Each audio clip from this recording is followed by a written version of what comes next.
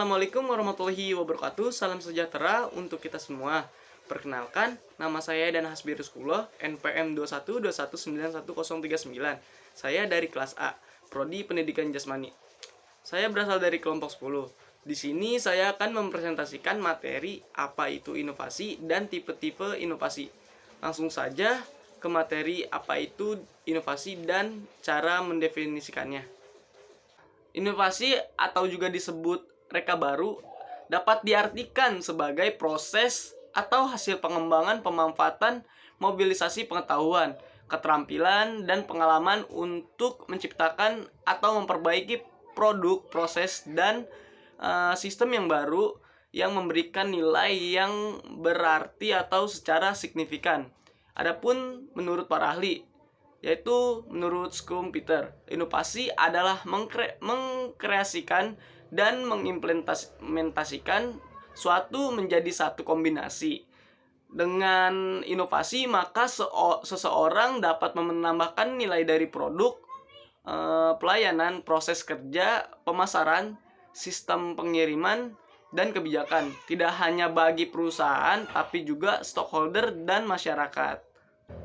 Menurut Freeman pada tahun 1987, sistem inovasi adalah jaringan lembaga di sektor publik dan swasta yang interaksinya memperkasai, mengimport atau mendatangkan, memodifikasi, dan mendiskusikan teknologi-teknologi baru. Inovasi ialah semua hal baru yang berangkat dari ilmu pengetahuan serta dapat memberikan manfaat dalam kehidupan manusia. Inovasi juga merupakan suatu gagasan atau hal atau juga disebut barang yang belum ada ataupun yang sudah ada tetapi belum diketahui oleh pengadopsinya. Salah satu contoh inovasi adalah mengubah standar hidup ke arah yang lebih baik dan menjadi lebih mudah, seperti untuk menciptakan penghasilan dengan membuka usaha atau bisnis berbasis teknologi juga gitu. Teman-teman, sekarang kita memasuki materi apa itu tipe-tipe inovasi. Jadi di materi ini ada berbagai macam tipe-tipe inovasi yang berdasarkan bentuk pengaplikasiannya dan ada berdasarkan bentuk kebaharuannya gitu. Sekarang kita bahas berdasarkan bentuk pengaplikasiannya, yaitu ada satu inovasi produk, yaitu suatu usaha yang dijalankan perusahaan untuk menciptakan produk baru yang bertujuan untuk menyesuaikan dengan selera konsumen dan dapat meningkatkan penjualan gitu. Terus ada inovasi dalam pelayanan. Inovasi pelayanan ini adalah terobosan jenis pelayanan baik yang menggunakan gagasan ide kreatif orisinalnya dan menggunakan cara adaptasi atau memodifikasi baik secara langsung maupun tidak langsung. Selanjutnya ada inovasi proses. Apa sih inovasi proses ini? Jadi didefinisikan sebagai elemen baru yang diperkenalkan dalam organisasi, spesifikasi tugas, pekerjaan, dan mekanismenya, dalam mekanisme aliran informasi itu sendiri. Dan peralatan yang digunakan untuk menghasilkan suatu produk atau membuat layanannya. Sekarang kita membahas tentang berdasarkan bentuk kebaruannya ya. Di sini juga ada berbagai macam seperti inovasi inkremental, inovasi arsitektural, terus ada inovasi modular, terus juga ada inovasi radikal. Apa sih inovasi inkremental itu? Inovasi ini adalah inovasi dengan cara meningkatkan komponen yang sudah ada, tetapi dengan kata lain bahwa inovasi inkremental menekankan pada peningkatan bukan cuma perubahan dalam sistem yang ada dari sebelumnya. Selanjutnya ada inovasi arsitektural. Inovasi ini dilakukan dengan cara melakukan perubahan pada sistem yang sudah ada dengan cara baru dan meningkatkan komponen yang ada di dalamnya tanpa harus mengubah daripada sistem tersebut. Terus juga ada inovasi modular. Apa sih inovasi modular itu? Jadi inovasi modular inovasi yang dilakukan dengan cara perubahan pada komponennya saja namun sistem yang digunakan tetap sama. Dengan kata lain, tidak dapat atau tidak mengubah dari inti sistem yang ada. Selanjutnya yang terakhir ada inovasi radikal. Inovasi ini dengan menjalankannya melakukan perubahan secara keseluruhan baik komponen maupun sistem yang ada. Tetapi pada praktiknya ini inovasi secara radikal jarang ditemukan di lapangan. Nah, sekian dari saya. Kurang lebihnya mohon maaf. Wassalamualaikum warahmatullahi wabarakatuh. Assalamualaikum warahmatullahi wabarakatuh. Perkenalkan, nama saya Pito Muhammad Agni dengan nomor NPM 2121910025, Prodi Pendidikan Jasmani dari kelas 1A. Di sini saya akan menjelaskan tentang difusi dan diseminasi inovasi. Difusi inovasi adalah proses untuk mengkomunikasikan inovasi melalui sarana komunikasi pada kurun waktu tertentu dalam sistem sosial. Difusi inovasi dibagi menjadi dua macam. Yang pertama adalah difusi sentralisasi. Kapan dimulainya inovasi, penilai, saluran komunikasi yang digunakan terkait proses difusi dilakukan oleh pemimpin. Difusi desentralisasi, proses difusi yang dilakukan oleh masyarakat bekerja sama dengan beberapa orang yang telah menerima inovasi. Yang kedua adalah diseminasi, adalah proses penyebar luasan inovasi yang direncanakan, diarahkan, dan dikelola. Menurut Rogers, sebagaimana dikutip oleh Saud, dalam proses difusi inovasi terdapat elemen pokok, yaitu yang pertama adalah inovasi, gagasan, tindakan atau barang, yang kedua saluran komunikasi, yang ketiga jangka waktu, dan yang keempat sistem sosial atau warga masyarakat. Materi selanjutnya adalah proses putusan inovasi. Mekanisme terkait pengambilan keputusan inovasi terdiri atas 5 tahap. Yang pertama adalah pengetahuan atau knowledge, yang kedua adalah persuasi atau persuasion, yang ketiga keputusan atau decision, yang keempat pelaksanaan atau implementation, dan yang kelima adalah konfirmasi atau confirmation. Materi selanjutnya adalah pengetahuan. Pengetahuan adalah informasi atau maklumat yang diketahui atau didasari oleh seseorang. Pengetahuan termasuk tetapi tidak dibatasi pada deskripsi, hipotesis, konsep, teori, prinsip, dan prosedur yang secara probabilitas Bayesian adalah benar atau berguna. Yang materi selanjutnya adalah persuasi. Persuasi itu adalah komunikasi yang digunakan untuk mempengaruhi dan meyakinkan orang lain. Materi selanjutnya adalah keputusan. Keputusan adalah suatu pengakhiran daripada proses pemikiran tentang suatu masalah dengan menyatukan pilihan pada suatu alternatif. Materi selanjutnya adalah pelaksanaan. Pelaksanaan adalah suatu tindakan atau pelaksanaan dari sebuah rencana yang sudah disusun secara matang dan terperinci. Implementasi biasanya dilakukan setelah perencanaan sudah dianggap siap. Materi selanjutnya adalah tentang konfirmasi. Menurut KBBI edisi 3, konfirmasi berarti penegasan, pengesahan, pembenaran. Mengonfirmasikan berarti menyatakan dengan tegas atau menegaskan. Materi selanjutnya adalah difusi sentralisasi, dengan contoh orang tua murid yang mengambil peranan dalam proses pendidikan murid, baik itu sebagai pengajar moral maupun penggalang dana untuk kebutuhan sekolah murid dalam dunia pendidikan. Materi selanjutnya adalah tentang difusi desentralisasi. Difusi desentralisasi itu bersifat sepenuhnya dijalankan oleh masyarakat. Contohnya orang tua murid yang mengambil peranan dalam proses pendidikan murid tersebut, baik itu sebagai pengajar moral maupun penggalang dana untuk kebutuhan sekolah murid dalam dunia pendidikan. Materi selanjutnya adalah tindakan. Tindakan adalah suatu perbuatan, perilaku, atau aksi yang dilakukan oleh manusia sepanjang hidupnya guna mencapai tujuan tertentu. Materi selanjutnya adalah definisi saluran komunikasi. Pendapat Cohen tahun 1984 menyatakan bahwa saluran komunikasi adalah alat atau media yang dapat dimanfaatkan oleh individu-individu atau kelompok serta organisasi yang berkomunikasi untuk menyampaikan pesan-pesan atau message kepada mereka. Materi selanjutnya adalah tentang jangka waktu. Jangka waktu adalah term, yaitu jangka waktu jatuh tempo pinjaman atau tabungan yang ditunjukkan dalam bulan. Jatuh tempo pinjaman atau investasi jangka pendek biasanya di bawah 1 tahun. Sedangkan jangka waktu jatuh tempo pinjaman jangka panjang yaitu 1-30 atau 40 tahun. Materi selanjutnya adalah sistem sosial. Sistem sosial adalah jaringan terpola dari hubungan yang membentuk keseluruhan yang koheren yang ada antara individu, kelompok, dan institusi. Materi selanjutnya adalah pengertian inovasi. Inovasi adalah dapat diartikan sebagai proses dan atau hasil pengembangan pemanfaatan atau mobilisasi pengetahuan, keterampilan, dan pengalaman untuk menciptakan atau memperbaiki produk, proses, dan sistem yang baru yang memberikan nilai yang berarti atau secara signifikan.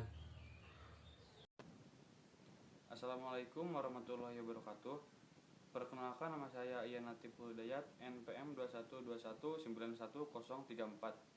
Saya di sini akan menjelaskan dan memaparkan materi selanjutnya tentang tipe keputusan inovasi dan faktor yang mempengaruhi cepat dan lambatnya penerimaan adopsi atau inovasi. Inovasi dapat diterima atau ditolak oleh seseorang atau individu sebagai anggota sistem sosial atau oleh keseluruhan anggota sistem sosial yang menentukan untuk menerima inovasi berdasarkan keputusan bersama atau berdasarkan paksaan. Dengan dasar kenyataan tersebut, maka dapat dibedakan adanya beberapa tipe keputusan inovasi.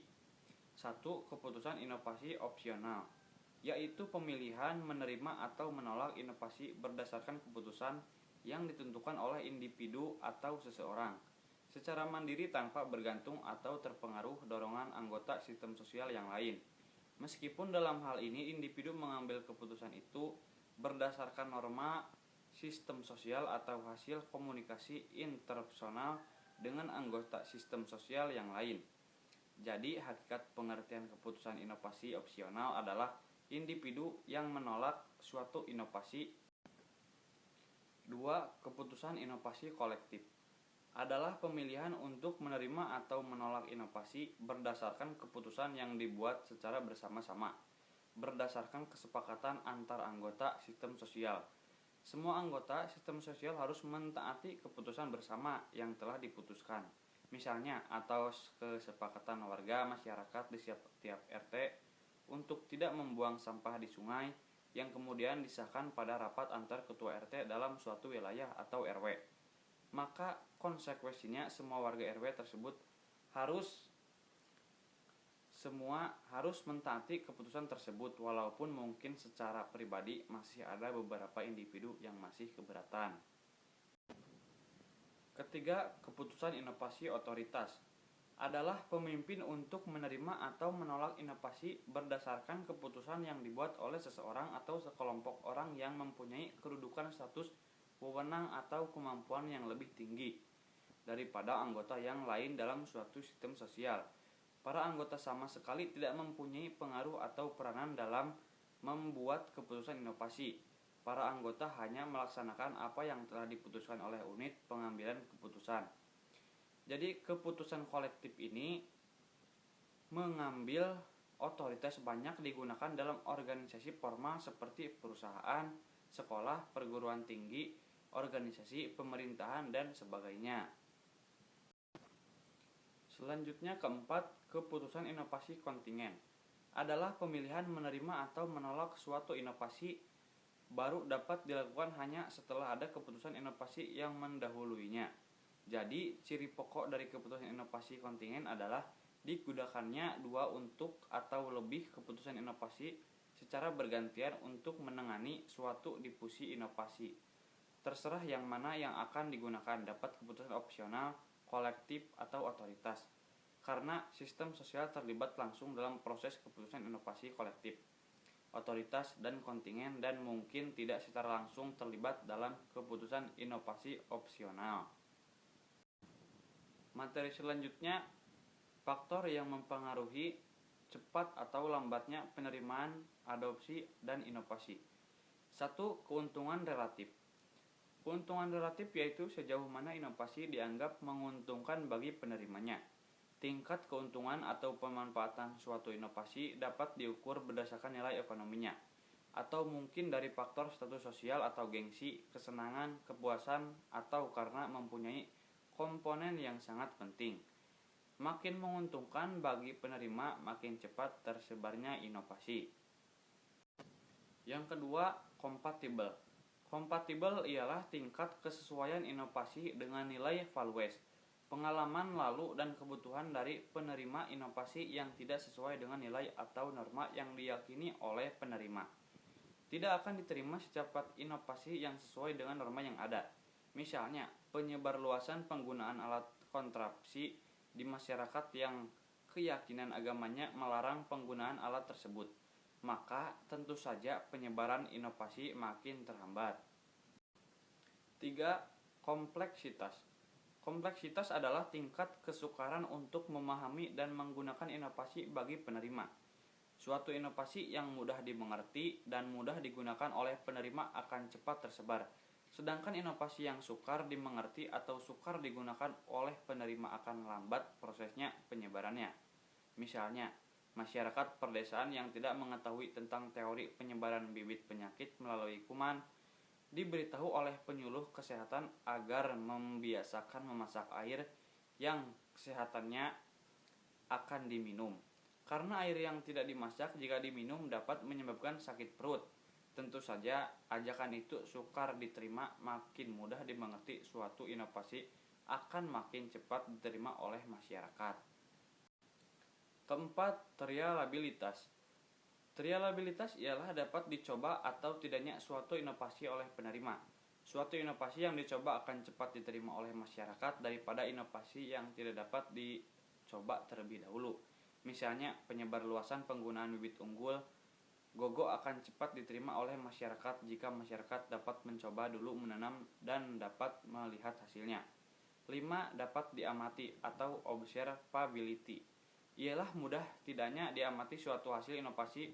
Suatu inovasi yang hasilnya mudah diamati akan makin cepat diterima oleh masyarakat, dan sebaliknya inovasi yang sukar diamati hasilnya akan lama diterima oleh masyarakat. Misalnya, penyebar luasan penggunaan bibit unggul padi karena petani dapat mudah melihat hasil padi yang menggunakan bibit unggul tersebut. Sekian dari saya. Wassalamualaikum warahmatullahi wabarakatuh. Assalamualaikum warahmatullahi wabarakatuh. Perkenalkan, nama saya Faiza Nisa Ajahra dari kelas A dengan nomor NPM 212191019. Di sini saya akan menyampaikan materi mengenai strategi inovasi. Inovasi adalah sebuah gagasan, metode, tindakan, produk, atau jasa yang dianggap baru oleh individu ataupun kelompok pengadopsi untuk ditetapkan. Untuk menerapkan inovasi tersebut, tentu perlu menggunakan strategi yang tepat sehingga inovasi tersebut dapat diaplikasikan ke lapangan. Ada 4 macam strategi yang dapat diterapkan di dalam inovasi, yakni 1. Strategi fasilitas. Strategi fasilitas adalah sebuah strategi terkait penyediaan fasilitas dengan maksud agar program inovasi tersebut dapat terlaksana dengan mudah dan lancar. Strategi ini hendaknya disertai dengan program untuk menimbulkan kesadaran terhadap klien atau adaptor terkait penyediaan fasilitas dan tujuan dari pengadaian tersebut. Yang kedua, strategi pendidikan atau re-education strategy. Strategi ini merupakan sebuah strategi dengan memberikan penjelasan terkait inovasi kepada para klien. Pemberian fakta terkait inovasi yang akan diberikan kepada adaptornya akan membantu para penerima inovasi untuk melakukan tindakan selanjutnya. Yang ketiga yaitu strategi bujukan. Strategi bujukan merupakan suatu strategi dengan cara membujuk para klien atau adaptor agar menerima inovasi. Strategi ini biasanya digunakan dalam proses pengambilan keputusan untuk menerima atau menolak inovasi. Strategi bujukan juga dianggap sebagai pemberi harapan kepada para penerima inovasi. Jika harapan-harapan tersebut tidak dapat direalisasikan, maka akan berakibat ketidakpuasan penerima inovasi yang berujung pada penolakan inovasi. Yang keempat, strategi paksaan. Strategi paksaan digunakan ketika penerima pimpinan menghendaki seluruh komponen di bawahnya menerima inovasi yang ada. Itu artinya bahwa inovasi yang dibuat oleh atasan harus diterima oleh seluruh jajaran yang ada di bawahnya. Materi selanjutnya saya akan menjelaskan mengenai administrasi pendidikan. Pengertian administrasi pendidikan adalah sebuah proses kerjasama untuk mencapai tujuan pendidikan dengan melihat hubungan antar komponen pendidikan sehingga dapat memperbaiki sistem pendidikan dengan menggunakan perangkat yang mendukung pembelajaran. Adapun tujuan administrasi pendidikan yaitu, secara garis besar, tujuan administrasi pendidikan adalah untuk mencapai tujuan dari pendidikan itu sendiri, atau sebagai alat untuk mencapai tujuan pendidikan. Nah, bila dihubungkan dengan pengertian di atas, maka dapat disimpulkan bahwa tujuan administrasi ini adalah agar semua upaya dalam memanfaatkan berbagai sumber daya dapat dilaksanakan dengan efektif dan efisien dalam pencapaian tujuan pendidikan. Dalam konteks pendidikan di Indonesia, administrasi pendidikan adalah subsistem dan sistem pendidikan nasional. Dengan begitu, maka tujuannya adalah mendukung tercapainya tujuan pendidikan nasional. Seperti yang disebutkan pada pembukaan Undang-Undang Dasar 1945, tujuan pendidikan negara Republik Indonesia adalah untuk mencerdaskan kehidupan bangsa. Hal tersebut dijabarkan kembali dalam Undang-Undang Dasar Nomor 20 Tahun 2002 tentang Sistem Pendidikan Nasional, yang menyebutkan bahwa tujuan pendidikan nasional adalah mendidik dan mengembangkan peserta didik agar menjadi manusia yang beriman dan bertakwa kepada Tuhan Yang Maha Esa, berakhlak mulia, sehat, berilmu, cakap, kreatif, mandiri, dan bertanggung jawab. Materi selanjutnya saya akan membahas mengenai fungsi administrasi pendidikan. Secara umum, ada 8 fungsi administrasi pendidikan. Di antaranya, yang pertama, perencanaan atau planning. Isi dari perencanaan dalam administrasi pendidikan mencakup apa yang akan dilakukan dan bagaimana cara melakukannya. Yang kedua, pengorganisasian atau organizing. Pengorganisasian adalah kegiatan menyusun dan membentuk hubungan kerja antar individu. Dengan begitu, kesatuan usaha dalam upaya pencapaiannya, maksud dan tujuan administrasi pendidikan dapat terwujud. Yang ketiga, koordinasi. Koordinasi merupakan upaya yang dilakukan untuk menghindari terjadinya kesimpang siuran dalam bertindak. Dengan kata lain, koordinasi adalah kegiatan yang membawa manusia, material, ide, teknik, dan tujuan ke dalam suatu hubungan yang harmonis serta produktif. Fungsi administrasi yang keempat adalah komunikasi. Komunikasi merupakan hal yang sangat penting dalam pelaksanaan suatu program pendidikan.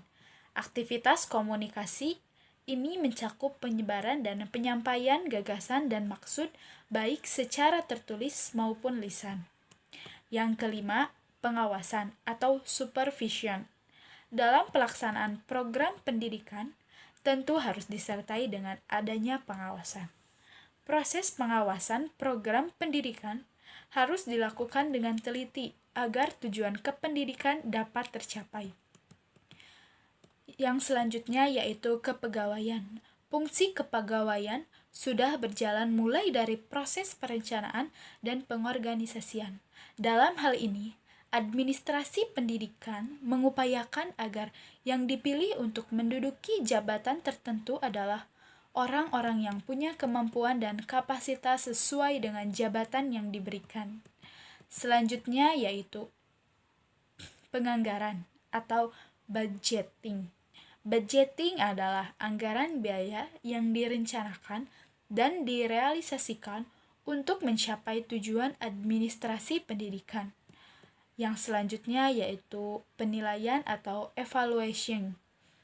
Kegiatan evaluasi ini bertujuan untuk meneliti dan mengetahui efektivitas pelaksanaan proses keseluruhan organisasi dalam upaya pencapaian hasil sesuai program yang ditetapkan dalam kaitannya untuk mencapai tujuan pendidikan. Sekian pemaparan materi dasar dari saya. Wassalamualaikum warahmatullahi wabarakatuh. Assalamualaikum warahmatullahi wabarakatuh. Perkenalkan, nama saya Fauzian Pilansa Aprilia, NPM 21219109 dari Prodi Pendidikan Jasmani. Di sini saya akan menjelaskan tentang ruang lingkup administrasi pendidikan. Ruang lingkup administrasi pendidikan yaitu yang pertama di bidang tata usaha sekolah. Tenaga administrasi sekolah, tata usaha sekolah adalah sumber daya manusia yang mengelola administrasi untuk mendukung pelaksanaan pembelajaran. Mereka memberikan pelayanan kepada sekolah internal maupun masyarakat eksternal.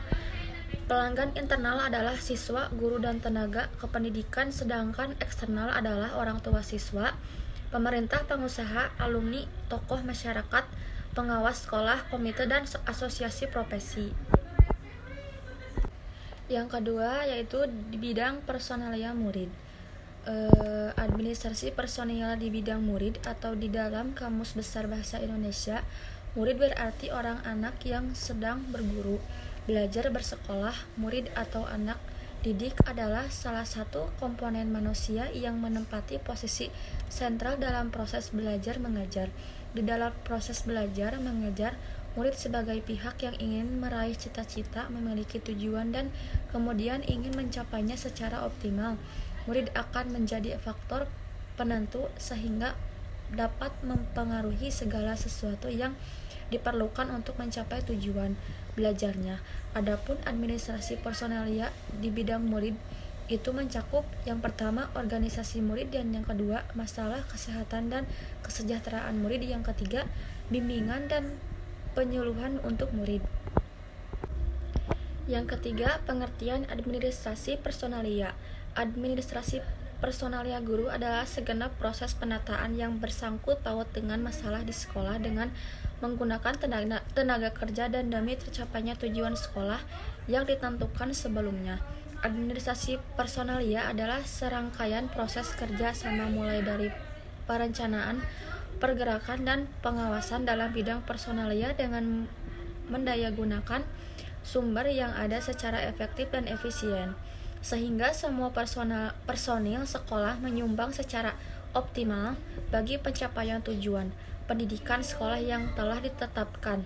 Jadi dapat disimpulkan bahwa administrasi personalia merupakan seluruh proses kegiatan yang direncanakan dan diusahakan secara sengaja dan sungguh-sungguh serta dengan pembinaan secara kontinu oleh para pegawai di sekolah untuk mencapai tujuan penyelenggaraan pendidikan sekolah itu dengan baik dan hasil yang diinginkan berdasarkan pengertian di atas materi yang akan sehingga meliputi A. Ruang lingkup administrasi personalia, B. Tugas dan fungsi administrasi personalia. Bidang personalia guru meliputi antara lain yaitu 1. Pengangkatan dan penempatan tenaga guru, yang kedua organisasi personal guru, dan yang ketiga masalah pegawaian masalah, yang keempat masalah kindit dan evaluasi kemajuan guru, yang kelima refreshing dan upgrading guru-guru. Yang keempat bidang pengawasan supervisi. Pengertian pengawasan supervisi disiplin aktivitas besar atau kecilnya yang tercapainya tergantung kepada orang. Diperlukan adanya koordinasi di dalam segala gerak langkah untuk mengkoordinasinya segala gerak langkah tersebut Pimpinan sekolah harus berusaha mengetahui keseluruhan situasi di sekolahnya dalam segala bidang. Usaha pimpinan dan guru-guru untuk mengetahui situasi lingkungan sekolah dan segala kegiatannya disebut satu supervisi atau pengawasan sekolah. Menurut Purwanto, pengawasan supervisi adalah sesuatu aktivitas pembinaan yang direncanakan untuk membantu guru-guru pegawai. 2. Sekolah dalam melakukan pekerjaan secara efektif. Pengawasan supervisi merupakan aktivitas yang diharuskan oleh seseorang pimpinan atau supervisor berkaitan dengan peran kepemimpinan yang diembankan dalam rangka menjaga kualitas. 3. Produk yang dihasilkan lembaga untuk memastikan bahwa semua program dan kegiatan telah sedang dilaksanakan sesuai yang direncanakan. Maka setiap organisasi melakukan kegiatan pengawasan atau kontrol kegiatan. Pengawasan ini dilakukan agar satu perilaku personalia. Yang kelima adalah bidang pelaksanaan dan pembinaan kurikulum. Ruang lingkup administrasi kurikulum. Ruang lingkup administrasi kurikulum meliputi kegiatan perencanaan, pelaksanaan, serta penilaiannya pada jenis dan tingkat sekolah apapun. Yang menjadi tugas utama kepala sekolah adalah menjamin adanya program pengajaran yang baik bagi murid-murid. Jadi kesimpulannya, inovasi dan administrasi pendidikan adalah suatu ide barang metode yang dirasakan atau diamati sebagai hal yang baru bagi seseorang atau kelompok orang, masyarakat, baik berupa hasil interpretasi, penemuan baru, atau discover baru ditemukan orang, yang digunakan untuk mencapai tujuan pendidikan, memecahkan masalah.